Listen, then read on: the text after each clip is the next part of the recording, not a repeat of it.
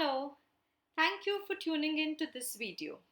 So in this series of 3 videos, we are learning what should be included and what should definitely not be included in a resume. In our previous section, we talked about the contents under personal information category. In this video today, we will be discussing professional information category and see which of these contents should be or should not be included in a resume. Starting with the very first one, which is work experience. Yes, work experience should definitely be a part of the resume. For candidates having prior work experience, this would be the most important section on your resume. It would have the maximum attention from the recruiter, which is why you can expect most of the questions in the interview from your work experience. So please make sure that you have given out the work experience details in the most effective way possible. Next is projects. You should definitely be mentioning about any relevant projects that you have been a part of during your curriculum or any life project experience. For people who do not have prior work experience or freshers, for such candidates, this would be one of the most important sections. Next is internships. Again, for freshers, internships would be the most important section on the resume. So please make sure you give out the details about your internship in the most effective way. Try to cover the company name that you have worked for, the project name, your key responsibilities.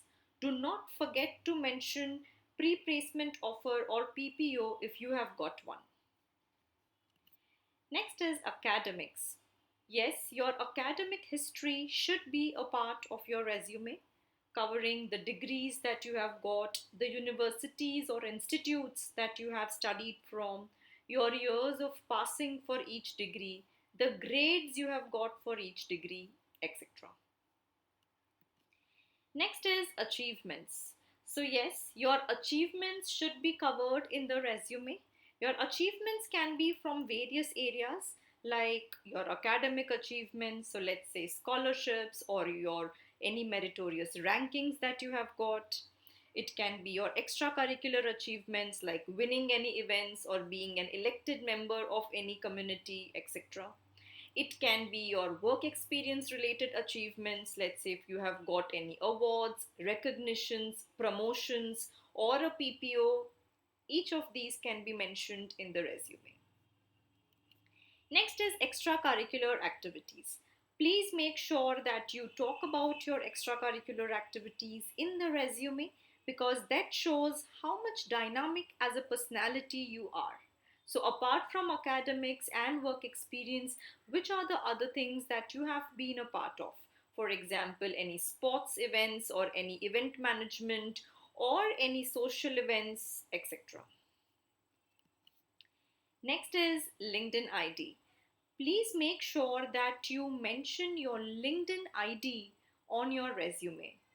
Nowadays, more than 80% of the recruiters, they go back on your LinkedIn profile and try to check the candidate. So you should definitely have a LinkedIn profile.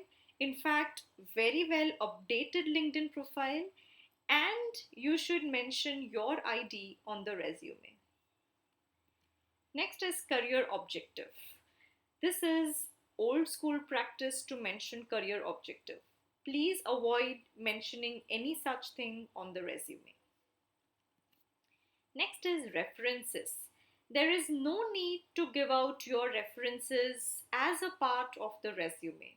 If the recruiter needs references, they may reach out to you later and then you can provide them separately. But do not include it on the resume. And the last part would be certification. Please make sure that you mention each and every certification that you have pursued on your resume, preferably in a separate section, because that is one thing that may make you stand apart from rest of the candidates. So this was all about your professional information. In case you want to get your resume personally reviewed, this is where you can reach out to me. And if you have liked this video, if you found the content helpful, please do not forget to share it across and subscribe to the channel to keep getting updates. Thank you.